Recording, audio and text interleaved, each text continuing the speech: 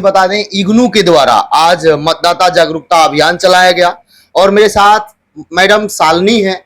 Madam Shalini से जानेंगे क्या क्या इग्नू के द्वारा कदम उठाया गया, क्योंकि अभी भी देखिएगा बिहार में वोटिंग परसेंटेज जो स्थिति है वो बहुत अच्छा नहीं है। इसको लेकर बहुत काबिले तारीफ इन लोगों के द्वारा किया गया, बहुत काम किया गया, प्रभात फेरी निकाली गई। मैम क्या क्या हुआ? मतदान तो हमारा आधार है लोकतंत्र का। इसके लिए सभी शिक्षित व्यक्तियों का ये कर्तव्य है। उसके सीरीज में ही हम लोग अपनी तरफ से पहले तो 25 जनवरी को मतदाता दिवस मनाने के लिए, मतदान करने के लिए हम लोगों ने शपथ ली थी।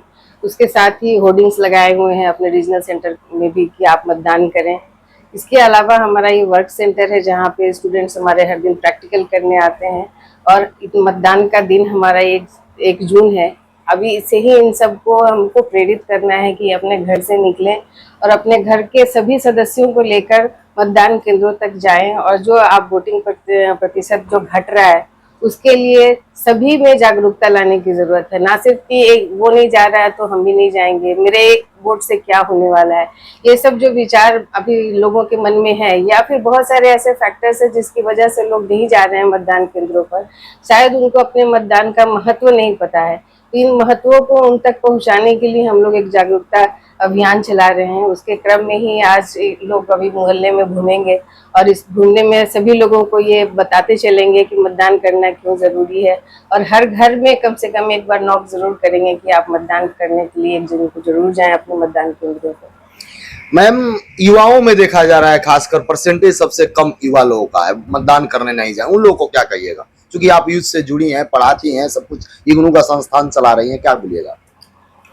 पहले जैसा नहीं है, युवाओं में भी अभी बहुत ज्यादा बदलाव आ गया है। वो सब भी अपने शिक्षा और रोजगार के प्रति बहुत जागरूक हो गए हैं।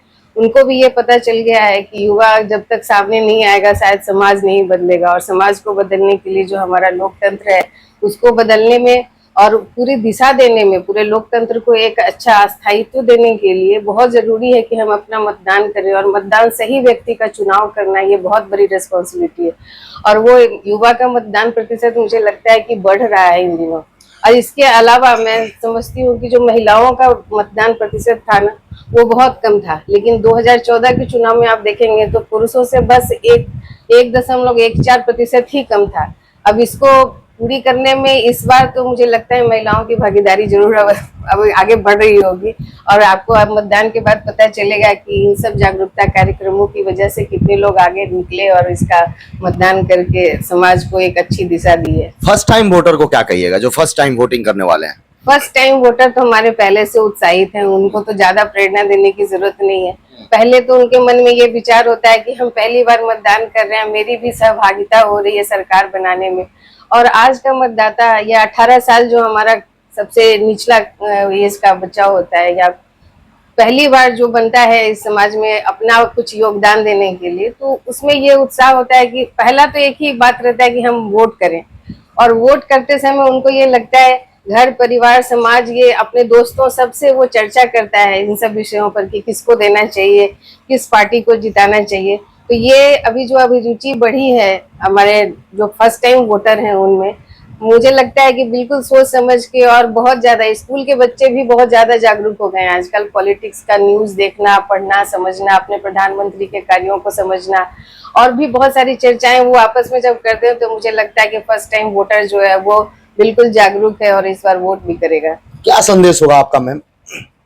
हर उस व्यक्ति को जिससे जो शिक्षित है उसको मैं ये कहना चाहती हूँ कि आप अपने आस पड़ोस में सभी में जागरूकता लाएं।